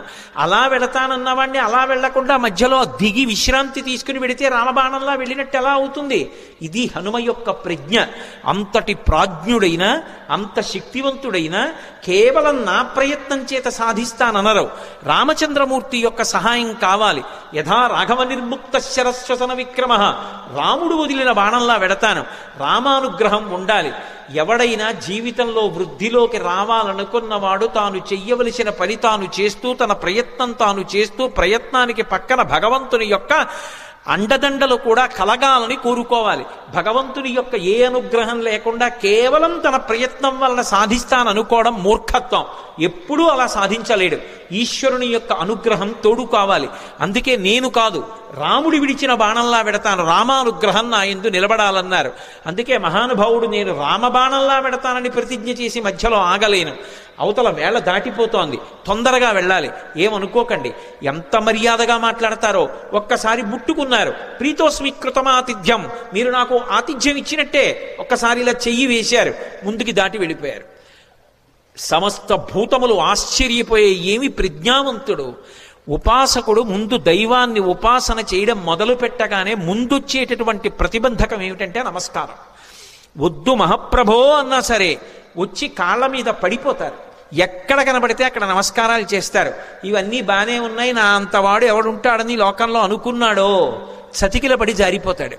కాదు కాదు, ఇవన్నీ నమస్కారాలు ఈశ్వరుడికి చెందుతాయి. నేనంతటి వాడిని నిమిత్తమాత్రం అనుకున్నవాడు ఎవరున్నాడో వాడు వృద్ధిలోకి వస్తాడు. అందుకే మైనాకుడంతటి వాడు బంగారు శిఖరములతో పైకొచ్చిన ముట్టుకుని మర్యాదగా వెళ్ళిపోయారు తప్ప అక్కడ దిగలేదు, నిలబడలేదు. ముందుకెళ్ళిపోయారు. చూశారు, మహర్షులు చూశారు, గంధర్వులు చూశారు, కిన్నెర కింపురుషులు చూశారు, సిద్ధులు చూశారు, సాధ్యులు చూశారు. గబగబా నాగమాత సురస దగ్గరికి వెళ్ళారు. వెళ్ళి ఆవిడితో అన్నారు, అమ్మా అమ్మా ఆశ్చర్యం, అయం వాతాత్మజ శ్రీమాన్ ప్లవతే సాగరోపరి హనుమాన్ నామ తస్యత్వం ముహూర్తం విఘ్నమాచర. అమ్మా ఆశ్చర్యం చూశావా? స్వామి హనుమ సముద్రాన్ని లంఘించి వెళ్ళిపోతున్నారమ్మా. నువ్వు నాగమాతవి, సురసవి. ఏది ఒక్కసారి రాక్షస రూపాన్ని పొంది విఘ్నాన్ని కల్పించు. ఆయన ఏ పాటి నిలదొక్కుంటారో చూద్దాం. అమ్మ వెళ్ళిపోతున్నారమ్మా, తొందరగా విఘ్నం కల్పించు అన్నారు. అడగచ్చా మాట? అంటే ఇందులో ఒక విశేషం ఉంది. అసలు ఆ పేరే ఎంత గొప్ప పేరో, సురస. 3 అక్షరాలు కాబట్టి బేసి సంఖ్య. ఆడపిల్ల పుట్టినప్పుడు పెట్టడానికి యోగ్యమైన పేరు. పైగా అది నాగుల యొక్క తల్లి, అన్నిటిని మించి దక్ష ప్రజాపతి యొక్క కూతురు. అందుకని దాక్షాయణి అన్న పేరు అన్వయం అవుతుంది. ఆవిడ సామాన్యురాలు కాదు, అంత గొప్ప తల్లి. అందుకే సురస అని పేరు పెట్టారు. ఒక రకమైనటువంటి ఓషధికి ఈ పేరుకి అన్వయం అయ్యేటటువంటి పేరుతో పిలవడం అనేటటువంటిది లోకంలో సంప్రదాయంగా ఉంది. నాగసుగంధి అని. సురస 3 అక్షరాలు. అసలు ఆ పేరు పిలవడమే ఎంత అందంగా ఉంటుందో చూడండి. మంచి రసము, సురస. సురస ఎవరు? నాగమాత ఎవరు? ఎందుకు వచ్చింది? అసలు ఆవిడ్ని ఎందుకు తీసుకొచ్చారు దేవతలు? ఆవిడ్ని ఎందుకు తీసుకొచ్చారు సిద్ధులు, సాధ్యులు, యక్షులు, గంధర్వులు, కిన్నెరుడు, కింపురుషులు? అంటే ఈ సురస ఎవరో కాదు, కశ్యప ప్రజాపతి భార్యలలో ఒకటి అయినటువంటి కద్రువ. మీరు పూర్వం మహాభారతంలో ఆదిపర్వంలో ప్రారంభం కథ అదే. వినతా కద్రువుల కథ విని ఉంటారు. కద్రువ వినత యందు అసూయ చెందింది. అసూయ చెంది వినతతో దాస్యం చేయించుకోవడమని ఇంద్రుడి యొక్క ఉచ్చైశ్రవం అనేటటువంటి తోకకి పాము చుట్టుకునేటట్టుగా చేసింది. పాములన్నీ ఆమె పిల్లలు, అందుకే ఆమె నాగమాత. రామాయణంలో నాగమాత సురస అంటారు.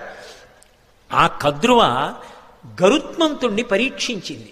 వినతకి కుమారుడుగా గరుత్మంతుడు వచ్చాడు, అందుకే వైనతేయుడు. ఆయన తల్లి యొక్క శాపాన్ని పోగొట్టాడు, అమృతాన్ని తీసుకొచ్చాడు. పైకి వెళ్ళి యథేచ్ఛగా ఆయన్ని ఎవ్వరూ అడ్డుకోలేకపోయారు. దేవలోకానికి వెళ్ళి అమృతాన్ని తీసుకొచ్చినవాడు గరుత్మంతుడు. పుట్టగానే పైకి ఎగిరినవాడు గరుత్మంతుడు.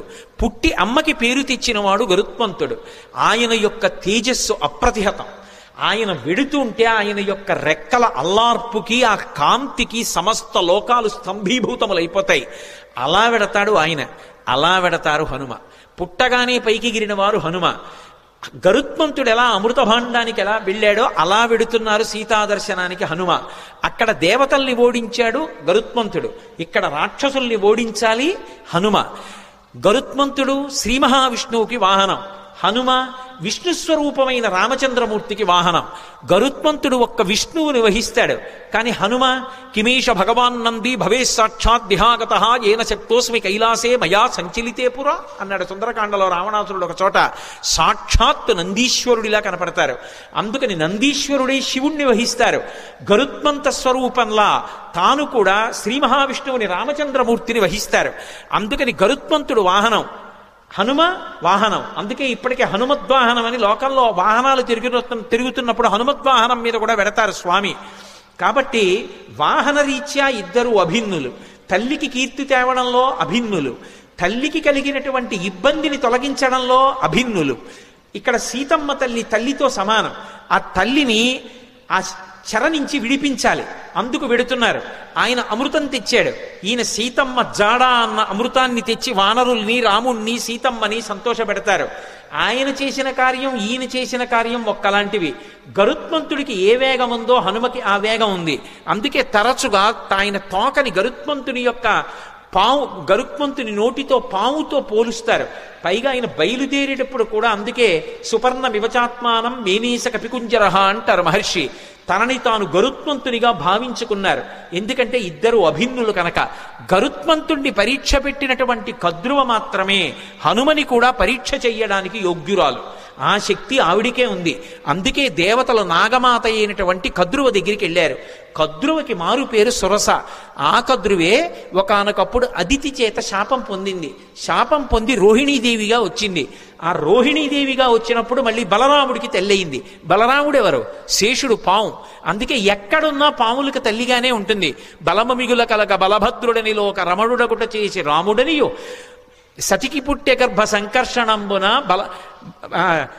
సంకర్షణుండనడి ఘనుడు సుతుడు అంటారు పోతన గారు భాగవతంలో. శేషుడికి తల్లిగా రోహిణీదేవిగా నందవ్రజంలో ఒకనాడు కృష్ణ భగవానుడి యొక్క అన్నగారికి తల్లి అయింది. ఆ రోహిణీదేవియే కద్రువ. ఆ కద్రువయే సురస. సురస అన్న పేరుతో రాక్షసీ రూపాన్ని పొందింది. అందుకని మాతృస్థానీయ, అమ్మతో సమానురాలు. ఎందుకని అంటే గరుత్మంతునికి పినతల్లి, గరుత్మంతుడు హనుమ అభిన్నులు కాబట్టి గరుత్మంతునికి పినతల్లి, కాబట్టి పినతల్లి తల్లితో సమానం, కాబట్టి మాతృస్థానీయ. రాక్షసీ రూపాన్ని పొందింది. పక్కనున్నటువంటి వినతని బాధపెట్టింది, వైనతేయుల్ని బాధపెట్టింది, తన పిల్లల్ని మొయ్యమంది పాముల్ని గరుత్మంతుణ్ణి. అలా గరుత్మంతుణ్ణి ఎలా శోధించిందో అలా ఇక్కడ హనుమని శోధించాలి. బాధ పెట్టినట్టు కనపడాలి, బాధ పెట్టి హనుమ యొక్క గొప్పతనాన్ని లోకానికి చాటాలి. అక్కడ గరుత్మంతుణ్ణి ఎలా పరీక్షించిందో ఇక్కడ అలా హనుమని పరీక్షించడానికి అధికారము కలిగినటువంటిది కద్రువ ఒక్కతే. అందుకే కద్రువని రాక్షసీ రూపంతో రమ్మన్నారు.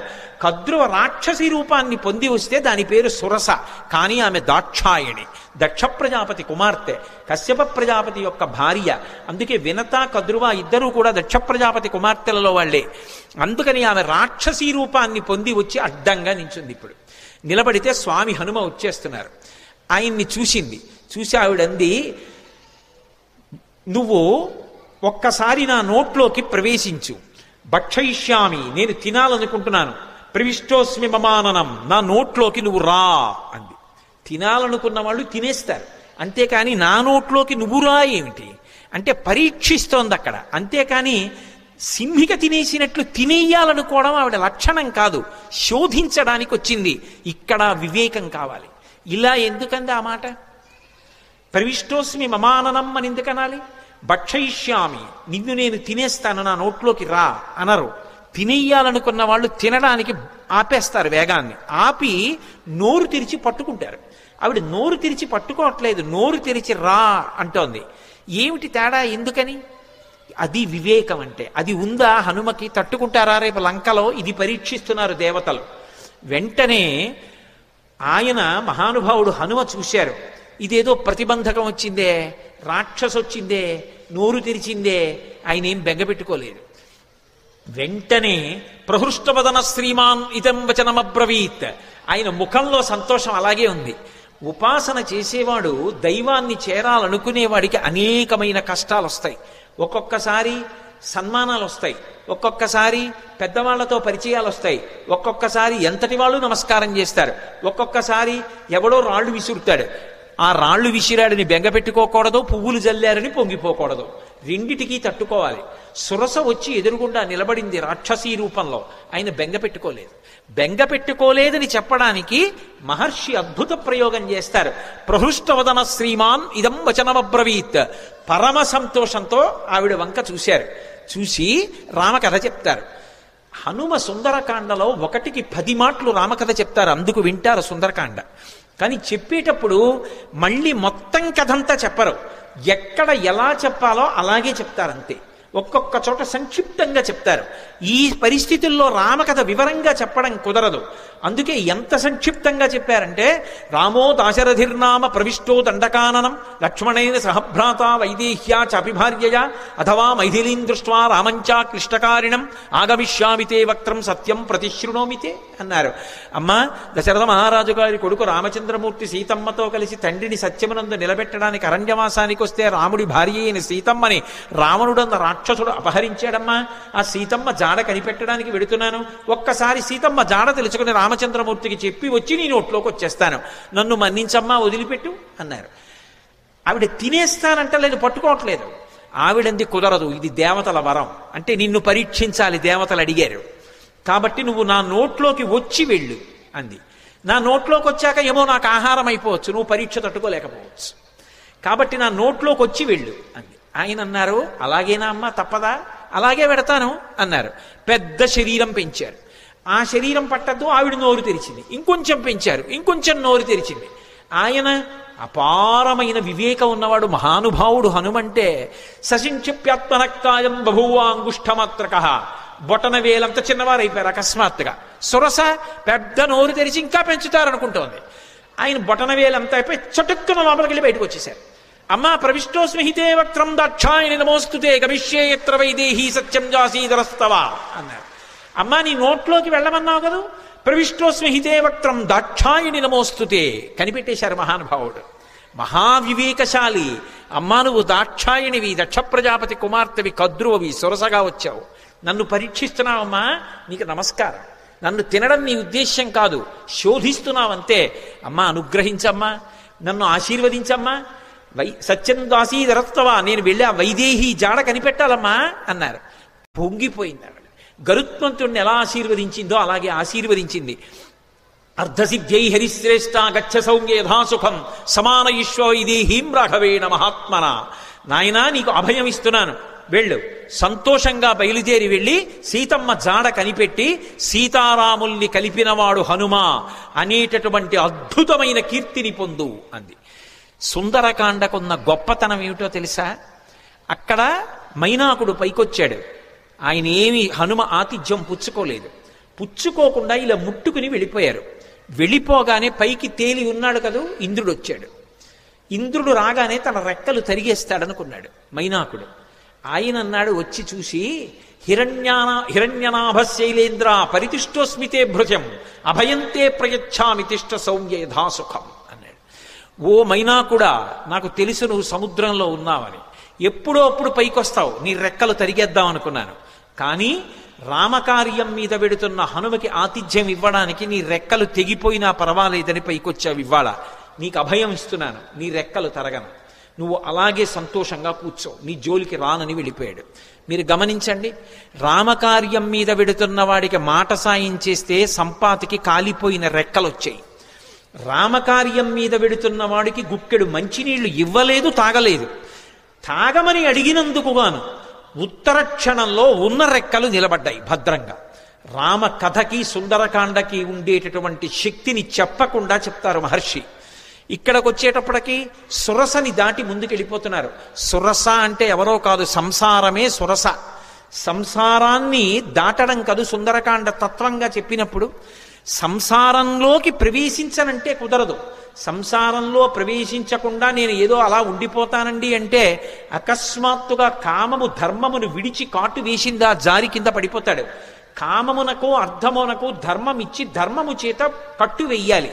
కట్టు వేసి సంసారమునందుండి సంసారమునకు అంటుకోకుండా సంసారాన్ని పరిశీలించి సంసారమునకు నమస్కరించి సంసారము యొక్క అనుగ్రహంతో వైరాగ్యాన్ని పొంది కొబ్బరి పెంకు కట్టుకున్న కొబ్బరి కురిడి అయిపోయిన తర్వాత విడిపోయినట్టు సంసారము నుండి విడివడాలి.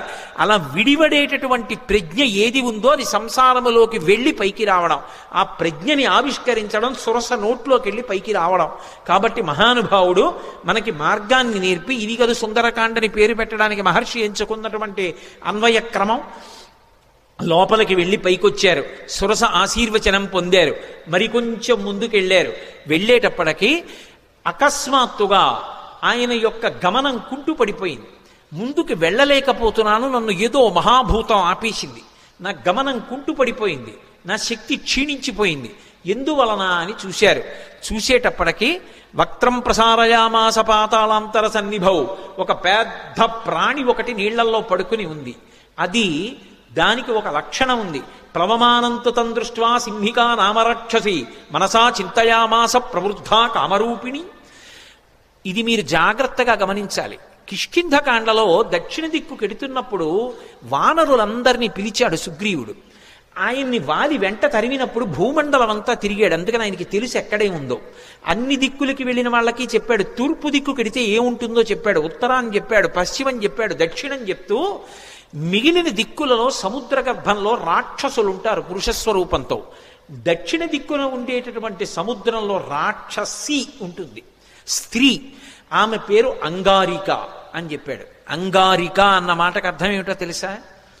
అంగములను శోషింపచేయగలిగినటువంటి విద్యుత్ సంబంధమైనటువంటి అగ్నిస్వరూపం. అందుకే సింహస్వరూపంగా ఉంటుంది. సింహిక స్త్రీవాచకం. అది పడుకునుంది, దానికి ఒక శక్తి ఉంది. అది చూసిందనుకోండి, ఆ చూసిన శక్తి చేత ఆపేస్తుంది, అవతల వాళ్ళ యొక్క శక్తి తనకి లాగేస్తుంది. అంత గొప్ప శక్తి సింహికది.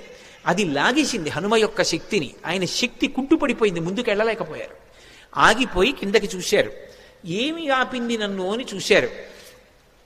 ఒక్కసారి ఊర్ధమూల మధశ్చైవ వీక్షమాణస్తత కపి దదృశేష మహత్సత్వా ఉద్దితం లవణాంభసి తదృష్ట్వా చింతయామాస మారుతిం వికృతానినం కపిరాజేన కడితం సత్వమద్భుత దర్శనం. ఓసారి కిందకి చూశారు, పైకి చూశారు, పక్కలకి చూశారు, నీటిలోకి చూశారు. పెద్ద నోటితోటి మహాప్రాణి ఒకటి పడుకునుంది. గమనించారు.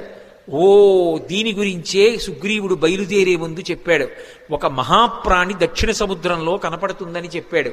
అది పైన వెడుతున్న వాణ్ణి కూడా దూరం నుంచి చూసి కూడా వాడి శక్తిని లాగుతుందని చెప్పారు. ఇదేనమాట. దీన్ని ఉపేక్షించకూడదు. ఇది చంపే లక్షణం ఉన్నది. సురస చంపదు, ప్రవేశించి బయటికి వెళ్ళచ్చు, అనుగ్రహించడానికి వస్తుంది. సంసారం చంపేయడానికి రాదు. సంసారాన్ని సక్రమంగా వినియోగించుకోగలిగిన వాడు ధర్మం చేత అర్ధకామములను ముడివేసి చక్కటి వైరాగ్యాన్ని పొంది వానప్రస్థుగా మిగిలిపోయి ఈశ్వరుడికి దగ్గరవుతాడు. సంసారాన్ని ఉపయోగించుకోలేని వాడు సంసారం పెట్టిన పరీక్షకి లొంగలేక ఇది నేననుకుని బరువు పెంచుకుని సంసారమునందు మగ్నుడైపోతాడు. తట్టుకోగలిగిన వాడు సంసారంలోకి వెళ్ళి కామాన్ని అర్థాన్ని ధర్మంతో ముడిసి తరిస్తాడు. అందుకని అది పరీక్షిస్తుంది, అది అనుగ్రహిస్తుంది. అందుకు నమస్కరించారు. సింహిక అనుగ్రహించదు, చంపేస్తుంది. అందుకని దీన్ని విడిచిపెట్టకూడదనుకున్నారు. వక్త్రం ప్రసారయామాస పాతాళాంతర సన్నిభం సంక్షిప్య ముహురాత్మానం నిష్పపాత మహాబల. ఒక్కసారి శరీరం పెంచారు. మళ్ళీ సురస పెంచినట్టే సింహిక కూడా పెద్ద నోరు తెరిచింది. చూశారు. ఒక్కసారి మళ్ళీ చిన్న రూపాన్ని పొంది లోపలికి వెళ్ళిపోయారు. సమస్త భూతములు భయపడ్డాయి. అమ్మోది మింగేస్తుందని. వెళ్ళిపోయి సింహకి యొక్క మర్మావయవములు ఎక్కడ ఉన్నాయో చూశారు. మర్మస్థానములు, ప్రాణములు దేని మీద ఆధారపడి ఉంటాయో వాటిని మర్మస్థానములు అంటారు. అటువంటి మర్మస్థానములను చూశారు. ఆ గుండె, ఊపిరితిత్తులు అటువంటి వాటిని తుంచేశారు. తుంచేసి చటుక్కన పైకొచ్చారు. ఆ ప్రాణి నీటి మీద తేలిపోయింది, మరణించింది. చాలా సంతోషం అనుకున్నారు. పైనుంచి దేవతలు, గంధర్వులు, మహర్షులు అందరూ పుష్పవృష్టి కురిపించారు.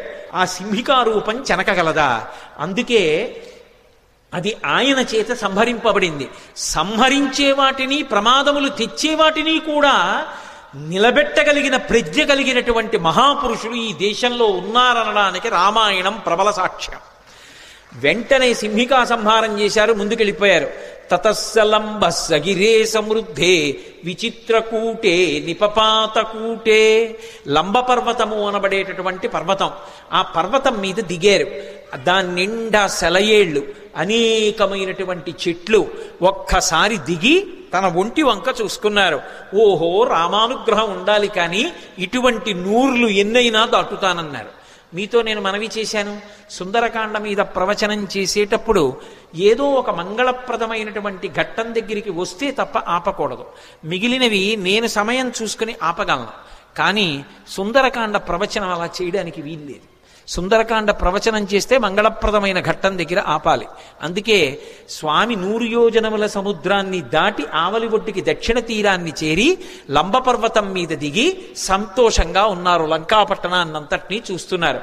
మొదటి రోజు ఆయన చేసినటువంటి కార్యము సఫలీకృతమైంది అన్న శుభవార్త దగ్గర ఇవాల్టి ప్రవచనాన్ని పూర్తి చేస్తున్నాను.